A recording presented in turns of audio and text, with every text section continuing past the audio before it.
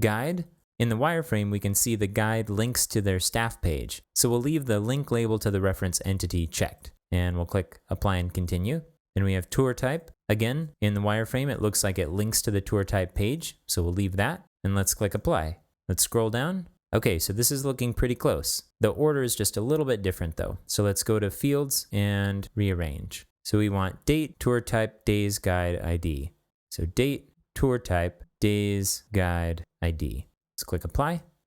Okay, good. So let's set this to order properly. We want it to sort by date ascending. So for sort here, let's add, if we do a search for date, it shows a lot of options. So let's narrow down by tour instead.